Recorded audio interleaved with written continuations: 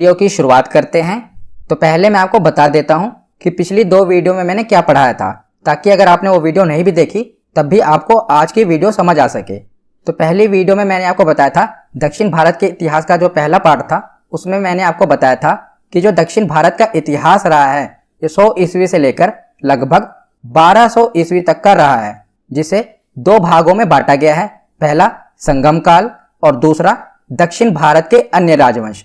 तो संगम काल का इतिहास 100 ईस्वी से लेकर 300 ईस्वी तक का है, जिसमें तीन वंशों ने शासन किया, चेर वंश, चोल वंश और पांड्य वंश। तो इन तीनों के बारे में मैंने आपको पहले पार्ट में पढ़ाया था। दूसरा भाग है दक्षिण भारत के अन्य राजवंश, जिसमें पल्लव वंश, राष्ट्रकूट वंश, चालुक्य वंश और चोल वंश, इन चार वंशों ने शासन किया।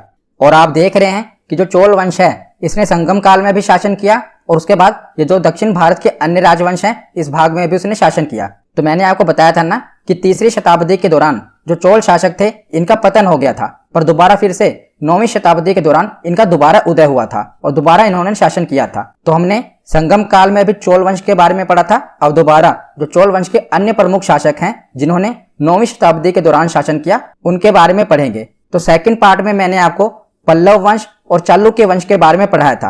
अब बच्चा राष्ट्रकूट वंश और चोल वंश, तो उसके बारे में आज की इस वीडियो में हम देखेंगे। तो तीन पार्ट हो गए।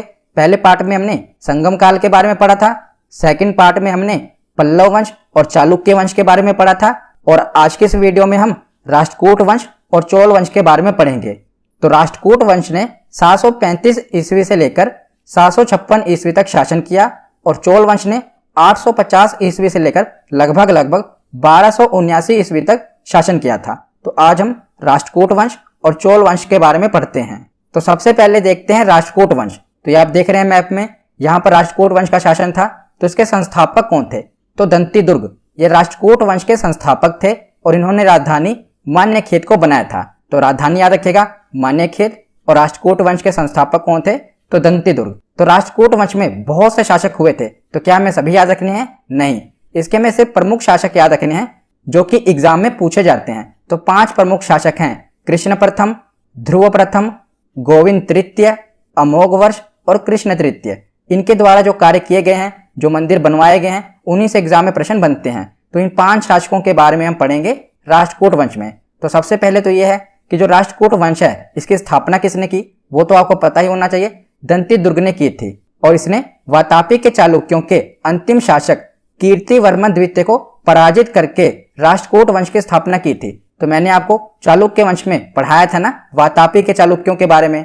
तो वातापी के चालुक्यों का जो अंतिम शासक था कीर्तिवर्मन द्वितीय, उसको हराकर दंतीदुर्ग ने राष्ट्रकूट वंश की स्थापना की थी। अगर आपने सेकंड वीडियो देखी होगी तो आपको रिलेट हो रहा होगा कि वहां पर जो वातापी के चालुक्य थे उसे किसने हरा दिया था? दंतीदुर्ग ने। उसके बाद इसने राष्ट्रकूट वंश की स्थापना की और राष्ट्रकूटों ने अपनी राजधानी किसे बनाया था? तो मान्यखेत को बनाया था। तो उसके बाद अब हम राष्ट्रकूट वंश के प्रमुख शासकों के बारे में पढ़ना शुरू करते हैं। तो सबसे पहले है कृष्ण प्रथम।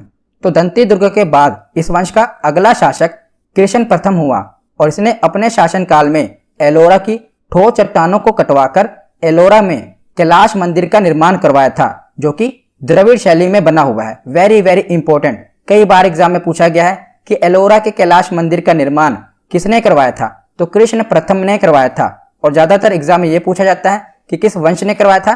तो राष्ट्रकूट वंश ने करवाया था। ये जो कैलाश मंदिर है ये अपने आप में अद्भुत है, क्योंकि ये एक ही चट्टान को काटकर बनाया गया है। जो आप देख रहे हैं ना, इसे एक ही चट्टान को काटकर बनाया गया है, इसीलिए इसे यूनेस्को की विश्व विरासत स्थल में भी शामिल किया गया है। तो यूनेस्को के ऊपर बना हुआ है, कौन सा है? एलोरा का कैलाश मंदिर, जिसका निर्माण किसने करवाया था? कृष्ण प्रथम ने इसका निर्माण करवाया था। उसके बाद अगला प्रमुख शासक देखते हैं, तो ये ध्रुव। तो ध्रुव ने 780 ईस्वी में अपने भाई गोविंद द्वितीय को राजगद्दी से हटाकर शासक बना। तो देखिए पीछे मैंने पढ़ा था कृष्ण प्रथम, तो कृष्ण प्रथम के बाद जो गोविंद द्वितीय था ये शासक बना था, पर ध्रुव ने क्या किया? क्योंकि वो एक अयोग्य शासक था, उसे हटाकर ये खुद शासक बन गया और इसने उत्तरापथ की तरफ विजय अभियान चलाया, यानी कि उत्तर भारत की तरफ विजय अभियान चलाया। और उत्तर के अपने सफल अभियानों के उपरांत ध्रुव ने गंगा यमुना के प्रतीक चिन्ह को अपना राज चिन्ह बनाया। तो ध्रुव ने किसे अपना राज चिन्ह बनाया था? गंगा यमुना के प्रतीक चिन्ह को अपना राज चिन्ह बनाया था।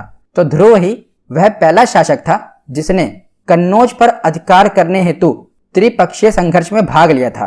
तो त्रिपक्षीय संघर्ष क्या है? तो 8वीं शताब्दी के दौरान भारत में 3 वंशों का मुख्य रूप से शासन था। कौन कौन से? प्रतिहार वंश, पाल वंश और दक्षिण भारत में हम देख रहे हैं राष्ट्रकूट वंश। तो तीनों वंशों का प्रमुख रूप से शासन था।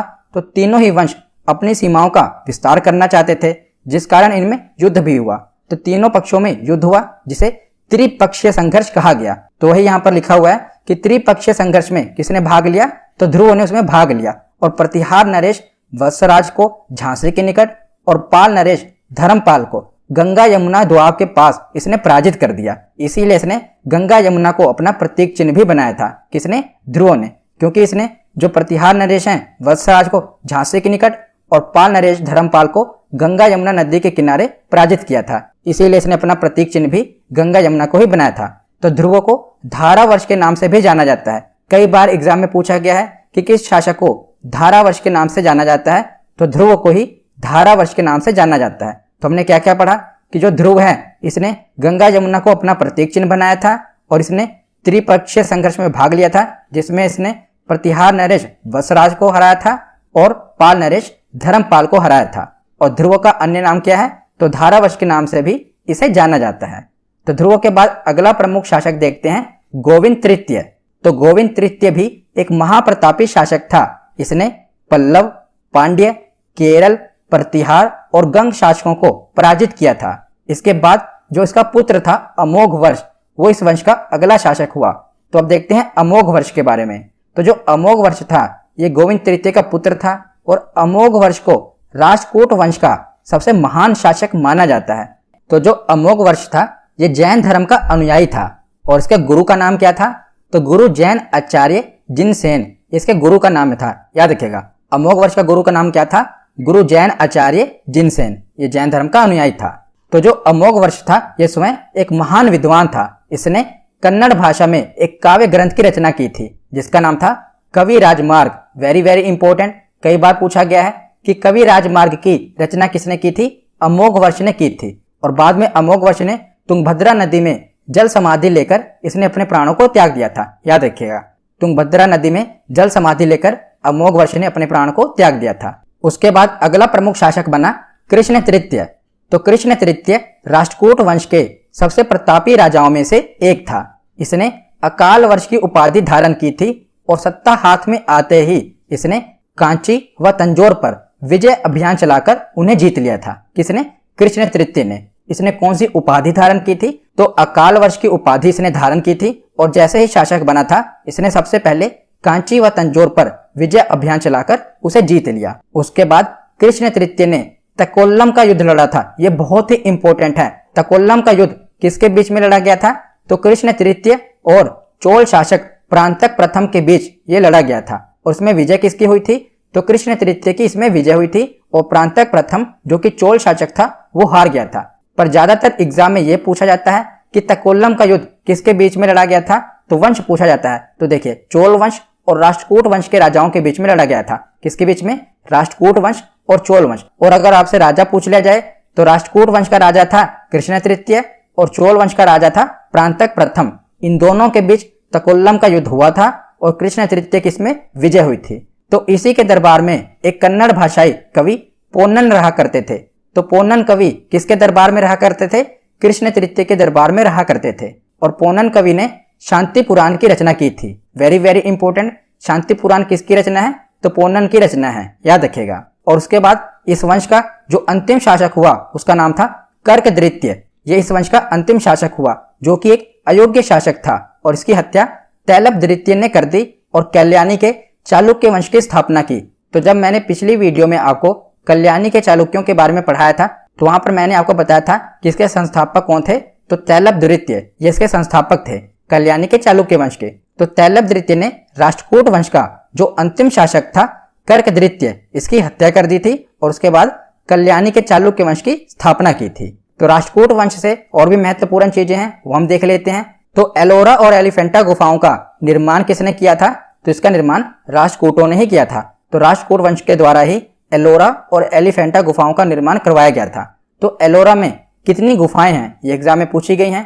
तो एलोरा में टोटल 34 गुफाएं हैं।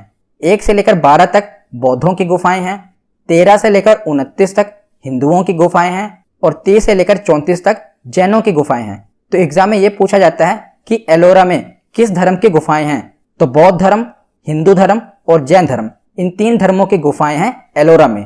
और टोटल गुफाएं कितनी हैं? 34 गुफाएं हैं, मैंने आपको बता ही दी। तो एलोरा और एलिफेंटा गुफाओं का निर्माण किसने करवाया था? तो राष्ट्रकूट वंश ने करवाया था। ये महाराष्ट्र में है। तो अब हम आगे देखते हैं। तो राष्ट्रकूट वंश के बाद अब हम चोल वंश के बारे में पढ़ते हैं। तो 3री शताब्दी में चोल वंश के पतन के बाद 9वीं शताब्दी के आसपास चोल साम्राज्य का फिर से उदय हुआ था। तो पहले पार्ट में संगम काल में भी मैंने आपको चोल वंश के बारे में पढ़ाया था। फिर 3री शताब्दी के दौरान इनका पतन हो गया था और 9वीं शताब्दी के दौरान फिर से चोल साम्राज्य का उदय हुआ था। तो 9वीं शताब्दी में चोल साम्राज्य की स्थापना किसने की थी? विजयालय ने की थी। याद रखेगा, किसने की थी? विजयालय ने की थी। और इसे चोल वंश का द्वितीय संस्थापक भी कहते हैं, क्योंकि जो पहला चोल वंश था उसके संस्थापक अलग थे, वो मैंने आपको बताए हुए हैं। पर दोबारा जब चोल साम्राज्य का उदय हुआ तो उस समय इसकी स्थापना किसने की थी? तो विजयालय ने की थी। तो संस्थापक थे विजयालय और इन्होंने अपनी राजधानी बनाई तंजौर को। याद रखेगा, चोलों ने किसको राजधानी बनाया था? तो तंजौर को बनाया था। तो 9वीं शताब्दी के दौरान जिन चोल वंशों का उदय हुआ, इसमें 3 प्रमुख शासक देखने को मिले हैं जो कि बार बार एग्जाम में पूछे गए हैं। इन्हीं से प्रश्न रिपीट हुआ है। पहले हैं परांतक प्रथम, दूसरे हैं राजराज प्रथम और तीसरे हैं राजेंद्र प्रथम। इन 3 शासकों से ही बार बार एग्जाम में प्रश्न रिपीट होते हैं। तो इन 3 शासकों के बारे में ही हम डिटेल में पढ़ेंगे। तो सबसे पहले तो देखते हैं विजयालय, क्योंकि ये संस्थापक थे। तो इन्होंने ही 9वीं शताब्दी के चोल साम्राज्य की स्थापना की और इसने तंजौर को जीतकर अपनी राजधानी बनाया था। और इसके बाद आदित्य प्रथम का पुत्र परांतक प्रथम चोल साम्राज्य का अगला शासक बना। तो परांतक प्रथम से पहले आदित्य प्रथम चोल वंश का शासक था। तो आदित्य प्रथम ने ऐसा कोई काम नहीं किया जो कि मैं आपको पढ़ाऊं और आपके एग्जाम में पूछा जाता हो। तो उसके बाद हम देखते हैं परांतक प्रथम। तो परांतक प्रथम चोल साम्राज्य का अगला महत्वपूर्ण शासक बना। तो इसके शासनकाल में राष्ट्रकूट शासक कृष्ण तृतीय ने आक्रमण किया था। तो अभी पीछे मैंने आपको बताया था ना कि कृष्ण तृतीय ने परांतक प्रथम के साथ युद्ध किया था। कौन सा युद्ध था वो? तकोल्लम का युद्ध। अभी हमने पीछे पढ़ा था ना। तो इतिहास में इस युद्ध को तकोल्लम का युद्ध कहा गया है और इसमें चोलों की बुरी तरह से हार हुई थी। मैंने आपको बताया था कि राष्ट्रकूट वंश के शासक कृष्ण तृतीय की विजय हुई थी और चोलों की बुरी तरह से हार हुई थी, यानी कि परांतक प्रथम की बुरी तरह से हार हुई थी। और इस युद्ध में परांतक का जो बड़ा पुत्र था राजादित्य, ये भी मारा गया था, जो कि राजकुमार था। राजादित्य ये मारा गया था और परांतक ने पांड्य शासक राजसिंह द्वितीय को पराजित करके मदुरै कोंड की उपाधि धारण की थी। तो उसके बाद जो ये परांतक प्रथम था, इसने पांड्य शासक राजसिंह द्वितीय को हराया था और उसकी जो राजधानी थी मदुरै को जीत लिया। तो ये कहलाया मदुरै कोंड। मैंने पिछली वीडियो में आपको बताया था कोंड का मतलब है विजेता। तो मदुरै कोंड यानी कि मदुरै को जीतने वाला। तो इसने कौन सी उपाधि धारण की थी मदुरै को जीतने के बाद? मदुरै कोंड। किसने? परांतक प्रथम ने। तो परांतक प्रथम के बाद अगला महत्वपूर्ण चोल शासक है राजराज प्रथम। तो राजराज प्रथम चोल वंश का सबसे महान और शक्तिशाली राजा था और यह शैव धर्म का अनुयायी था। इसने श्रीलंका पर आक्रमण करके उसके उत्तरी हिस्से पर विजय प्राप्त की थी। याद रखिएगा, जो राजराज प्रथम था इसने श्रीलंका के उत्तरी भाग पर विजय प्राप्त की थी और इसी ने तंजौर में प्रसिद्ध बृहदेश्वर मंदिर का निर्माण करवाया था। वेरी वेरी इंपॉर्टेंट, कई बार एग्जाम में पूछा गया है कि बृहदेश्वर मंदिर का निर्माण किसने करवाया था? तो राजराज प्रथम ने करवाया था। और जो ये बृहदेश्वर मंदिर है, ये विश्व का एकमात्र ऐसा मंदिर है जो कि ग्रेनाइट से बना हुआ है और इसे यूनेस्को की विश्व विरासत सूची में भी शामिल किया गया है। बृहदेश्वर मंदिर ये कई बार एग्जाम में पूछा जाता है कि ये कहां पर है। तो ये तंजौर में है और इसका निर्माण किसने करवाया था? तो राजराज प्रथम ने करवाया था, जो कि एक चोल शासक है। और इसके बाद राजेंद्र प्रथम अगला शासक बना था। तो राजराज प्रथम के बाद देखते हैं राजेंद्र प्रथम, ये आखिरी महत्वपूर्ण चोल शासक है। तो इसके बारे में पढ़ लेते हैं। तो चोल धर्म का सर्वाधिक विस्तार राजेंद्र प्रथम के समय हुआ था, क्योंकि राजेंद्र प्रथम ने संपूर्ण लंका को जीतकर अपने राज्य में मिला लिया था। पीछे हमने पढ़ा था कि जो राजराज प्रथम है उसने क्या किया था? जो लंका का उत्तरी हिस्सा था उसे जीता था, पर राजेंद्र प्रथम ने पूरी की पूरी लंका को ही जीतकर अपने राज्य में मिला लिया था। और इसने गंगे कोंड चोलपुरम को चोलों की नई राजधानी बनवाया था। कौन सी राजधानी बनाई इसने? गंगे कोंड चोलपुरम। और राजेंद्र प्रथम ने सुमात्रा, जो कि इंडोनेशिया का एक द्वीप है, उस पर आक्रमण किया और वहां के शासक शैलेंद्र को भी पराजित कर दिया। याद रखिएगा, राजेंद्र प्रथम ने पूरे श्रीलंका को भी जीत लिया और इंडोनेशिया का जो द्वीप है सुमात्रा, इस पर भी इसने विजय प्राप्त की। तो चोल वंश का जो अंतिम शासक हुआ था उसका नाम था राजेंद्र तृतीय।